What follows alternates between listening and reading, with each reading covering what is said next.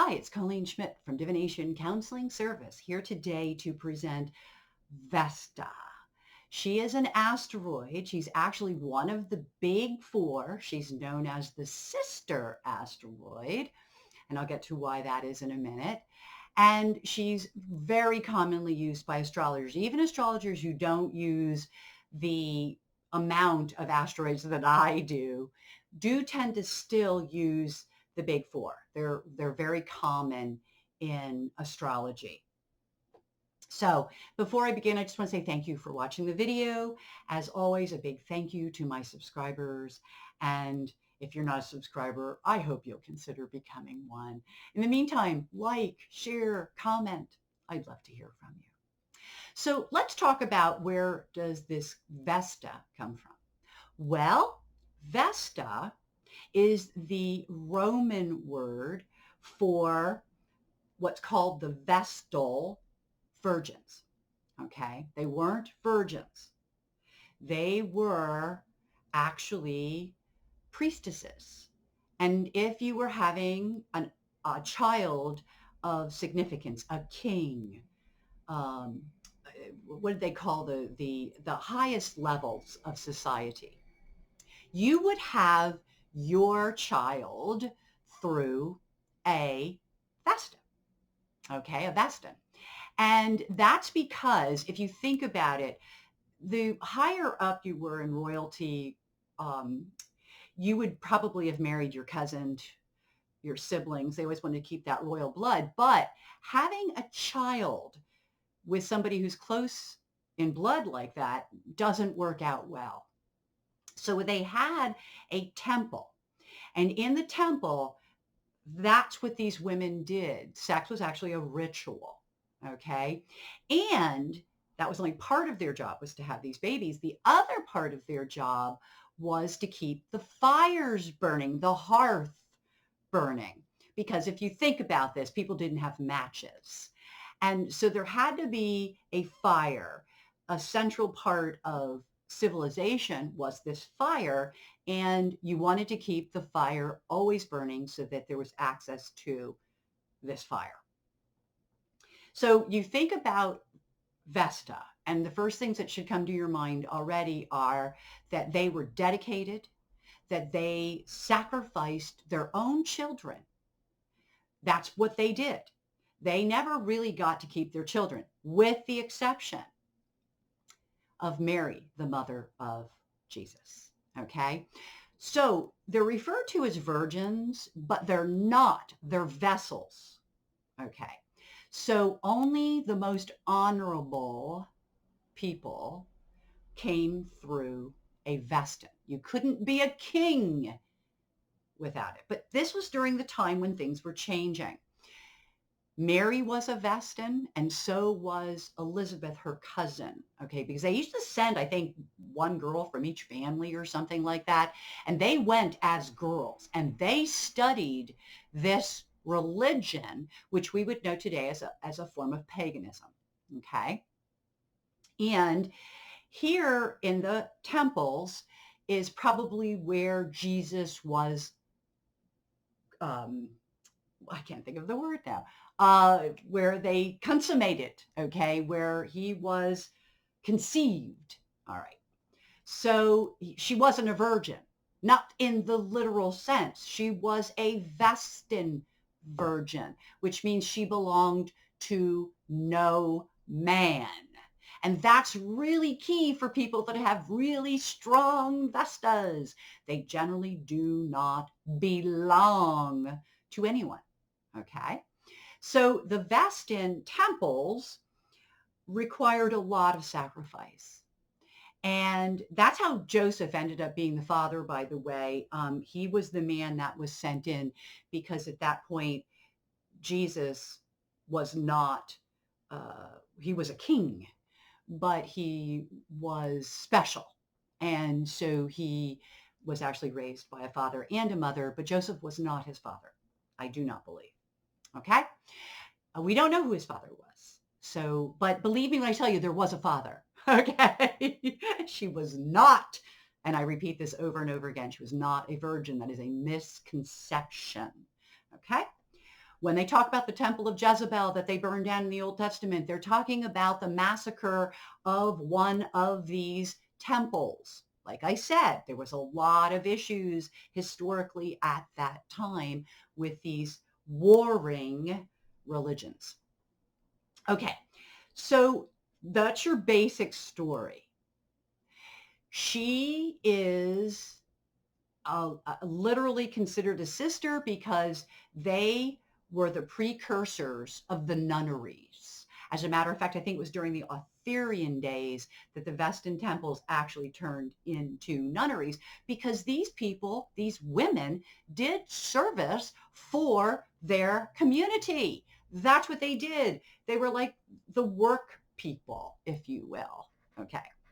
So when you think of Vesta, okay, and by the way, just an FYI, Vesta's counterpart in Greek is Hestia, okay? And in astrology, those of us who study thousands of asteroids know that these are, in terms of interpretation, they're interchangeable. So if you see Hestia, you would react very similar than if you saw Vesta, okay?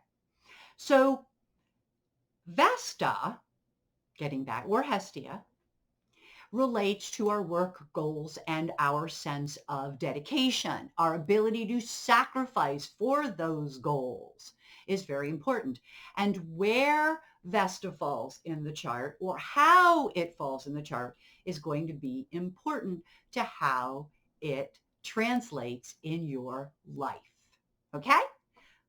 So with that said, when you're studying Vesta, you want to study the aspects to Vesta, the house that it falls in, and the sign that it falls in, because those things are going to be important.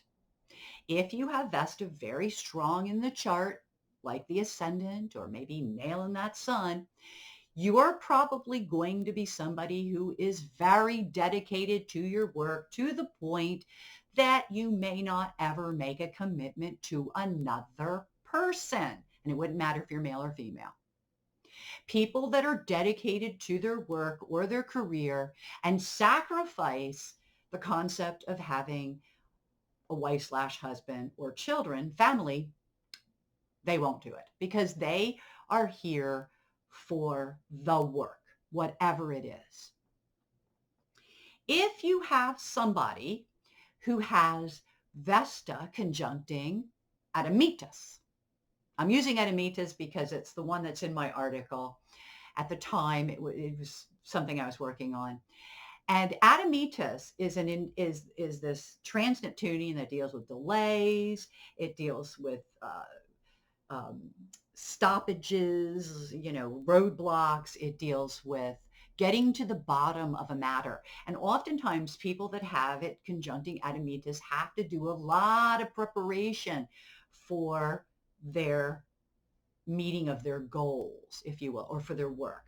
And this can mean that they then will have to go to further preparation, or it can mean that they do throughout their career have to deal with delays and obstacles. Oftentimes when Vesta comes with Edemitas, if you're waiting for a job, it will never materialize. That is one of the downsides. If it's related to the midheaven, it could also be that you would change your careers, or you'd have a career and then it changes to another career. And so the career could be really dependent on what's going on in your life and where you are in your life. And then it may change as you come to another place. For example, a woman that maybe stayed with a job where it was easy for her to be a mother could then continue her career once the child is more grown, or they can even go back to school, further study, Edemitas, and then continue on with their career after that time. So there's a lot of stuff then that explains the career, the work. All right. I'm just going to really quickly, I'm going to do it by sign, but realize sign is also associated with house. So, even though it might change in each chart, but if you think about Vesta and Aries, well, they're going to be very aggressive about just going after their goals. And they're here again, realize that people who have it on the ascendant or in the sun are often considered cold, aloof, and distant.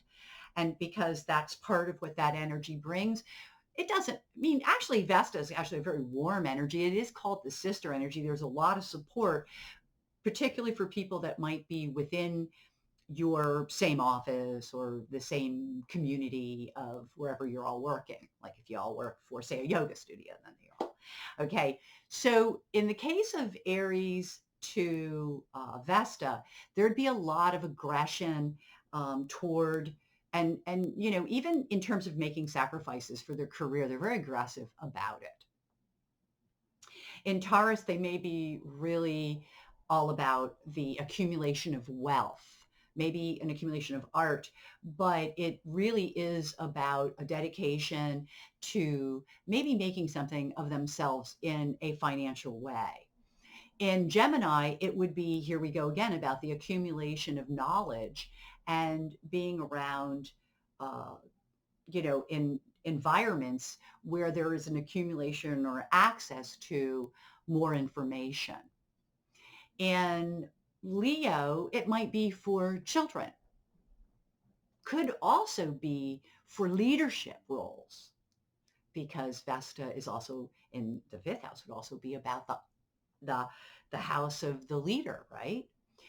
And the Virgo, which is where I think it really kind of belongs, because this is definitely a work service type of asteroid. And the sign of Virgo is a very much a work service kind of energy. So I do believe that that could be a really strong place, or the sixth house, where, the daily routine, the sacrifice for work and goals would occur on a regular and daily basis. These people are very dedicated to their work.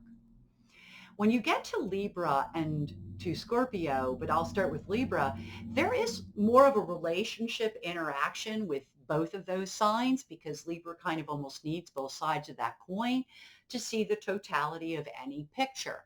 But here they could be dedicated to art, and think of like a matchmaker or somebody who really dedicates or sacrifices a lot for the partner. Okay. So that was a little bit harder for me to decipher. Scorpio, think of somebody who's really intense. Think of somebody who does something rather intense for their work. Okay. And here again, another sign that is, this sign's about transformation. So the work that they would be involved in could be very transforming for other people or for themselves. In Sagittarius, the true distance, because here the travel, the concept of travel and interest, foreign interest, could this could be an import-export person or somebody who travels as a part of their job. In Capricorn, it could be someone in government. It could be one of those state workers or a government worker, because their dedication is to the bigger. Okay. Whereas in Aquarius, you also think the bigger, but no, actually Aquarius is humanity, period. So the goals of Aquarius could be for the group, but the group would probably be working toward some humanitarian efforts, like a food bank, for example. Okay. And I'm just throwing that out there.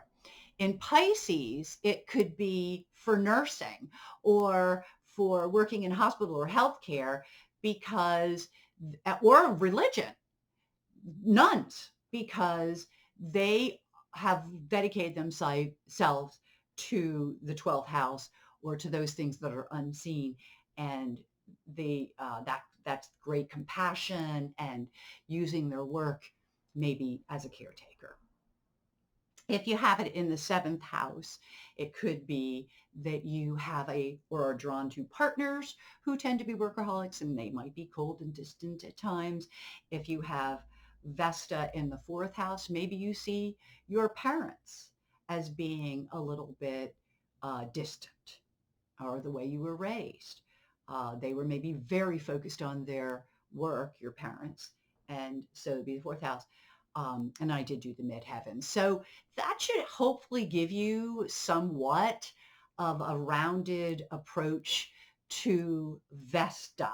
And look at Vesta in your own chart, because I think 2020 learning, or hindsight learning, as it's sometimes referred to, is the best way to really understand on the most subtle of levels. With that said, I want to say thank you for watching this video. And until we meet again, as always, I wish you happy readings, but I want to just say here, have a great day.